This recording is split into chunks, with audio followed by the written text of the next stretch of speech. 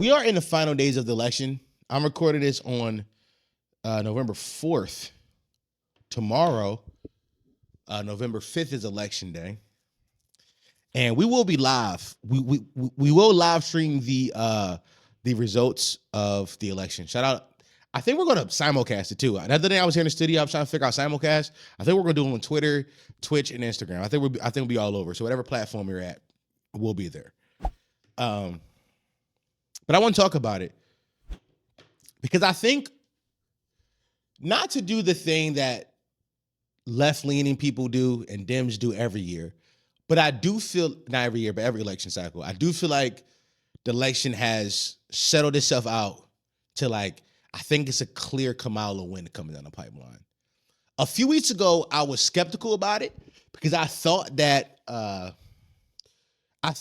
Kamala had leaned too center, and I thought that scared away too many of like real deal lefties online to go vote. And I still think some of those people are splitting the vote, are going Joe Stein, but I don't think it will make that big of a difference still. I do think we do have a Kamala win coming down the pipeline.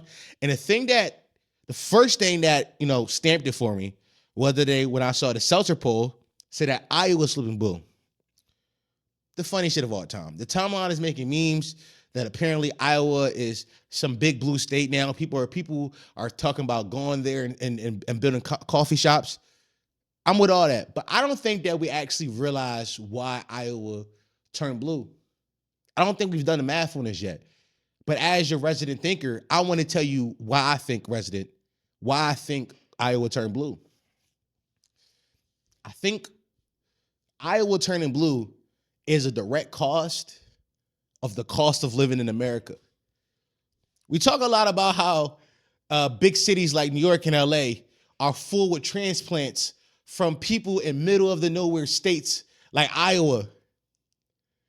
I think that those people from who used to live in LA or used to live in New York had to move back home. They had to move back home because the cost of living got too high. They had to move back home with their parents in Iowa. And because they're back home in places like Iowa, the state is flipping blue. The cost of living may have directly affected why the Iowa's turning blue. New York is just too expensive. New York and LA is too expensive. These niggas had to move back home with their parents. I think that might be the direct cause of it. That was the first thing I thought. I was like, yo, if more of that happening, I've been listening to Hassan streams and I listened to NPR. There's talks of Texas turning blue. If Texas turned blue, Trump has no chance, obviously. But there's talks of Texas turning blue. I don't really know how all that should work. I just know first to a number. And I don't know, I think it's like 270 something. I don't know. First to a number. It's the playoffs, bro. Best of 7. You know what I mean? That's how I put it in my head. Best of 7. You know what I mean? But when I watch the stream, they're gonna have the number on scene, the number on screen. I think it's 264. The first to 264 fucking votes or whatever. Shit is sauce. It's honestly, America, we did kind of figure out how to make our election exciting, which it really shouldn't be, but we did figure out how to do it. It's funny. So that was like the first thing I realized. That was like the most glaring thing to me. I was like, yo, we may be getting like, I think we're getting closer to Kamala win. The second thing was all of the Tim Walz dirt. I'm on Twitter, and a lot of my mutuals are left-leaning people, leftists. I got a lot of fucking Marxists I follow, like real deal, communists. And so I get a lot of left-leaning tweets. The funniest thing was watching the right pull up dirt on Tim Walz, and it's the funniest dirt ever. Like, I got this one here. Tim Walz allegedly told high school football player struggling with crime and alcohol to keep playing. This shit out of a Disney movie, my nigga. This is like the heartwarming scene in a movie where like a guy is like struggling with the streets. It's like a white coach from like The suburbs come coaches in the inner city, and he's like, "Nah, son, I see talent, and you can't give up. Football is life." Fox News tweeted this, and then there's a community note with the quote. The student is quoted in an article saying, and he was right. I was wrong. And later in life, when I continue to do that, and when I continue to trust other people who love me, then it led my life in this beautiful direction, just like it did back then. Yo, he taught this nigga how to be a man. He taught him the power of never giving up. That's what Tim Walz, that's what the Tim Walz scandals is like. Teaching kids to never give up. That's what we're talking about right now. He's telling kids to not give up on their dreams. There is another one floating around. Here's what it said. Kamala Harris, VP of Choice Tim Walz, had a secret fling with top daughter of Chinese Communist official during teacher stint in China. Now, if you read into this, which I'm not going to read the whole article here, basically what happened was when he was living in China, he was doing some teaching in there or whatever. He met a girl and he fell in love. This girl so happened to be the daughter of somebody in politics in China. All this story told me was, oh yeah, by the way, back in the day, Tim Walz used to fuck. He traveled the world and he fucked. This guy seems like a vibe, yo. Like, I don't like every story is like, this guy's like a fucking vibe. They searching and it's not working. It's not working. First it was, y'all, he told a kid struggling with drugs and alcohol to not quit on sports. You know, sports, the great unifier. You know, sports, the thing that usually keep inner city kids out of trouble. He told him not to give up on sports.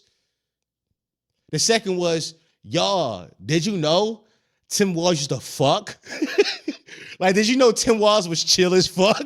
He was like a fucking dude. Did you realize that? Yo, I don't know if you know this, but Tim Walz kind of a vibe. That's all the article said to me. Tim Walz kind of a vibe. Like, that's like, and I'm supposed to be like, oh no, I'm so scared. Like, I think we're leaning so close to like a real deal Kamala landslide. And then the thing that I saw today is the funniest thing of all time. I can't find an article because I don't know where it was, but I tell you what it said. There's a influencer in New York who had a pet squirrel and a pet raccoon. The raccoon had bit a cop or whatever. When they raided his house, I don't know why they raided his house, but the cops don't raid niggas' house for no reason. Obviously, we found it out with Diddy. Cops don't raid niggas' house for no reason. They raided his house and they killed his squirrel. And Republicans are on the timeline like, yo, this is going to flip the election.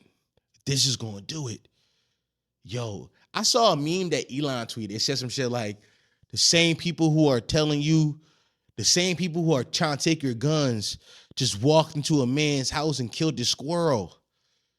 Republicans are living this John Wick wet dream where they get to go kill people because their pet died.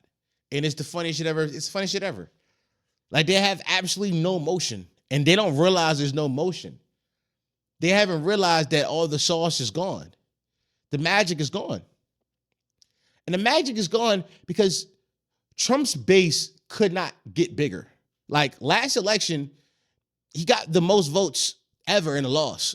Like, he could not have got bigger. He could not have got any bigger. He maxed out.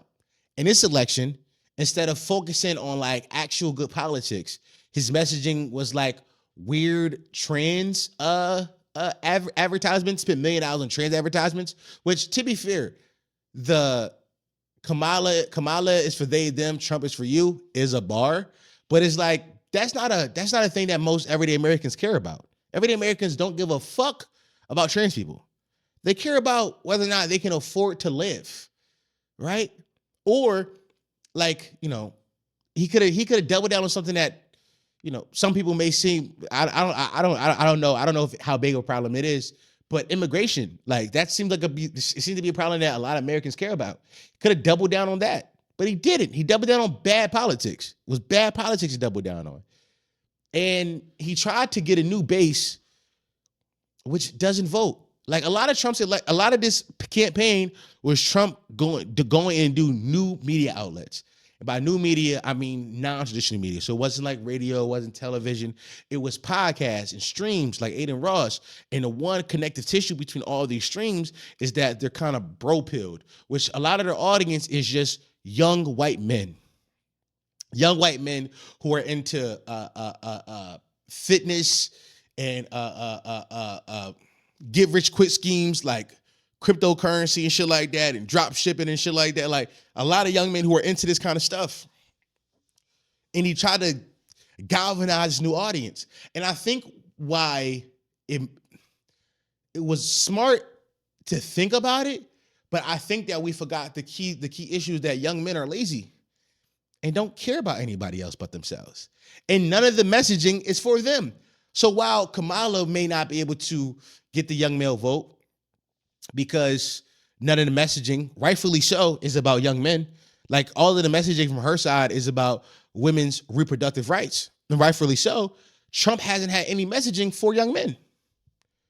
The messaging is still about trans people in sports. These goddamn trans people. They fucking eating the cats and dogs. It's weird messaging. Young men don't give a fuck about that.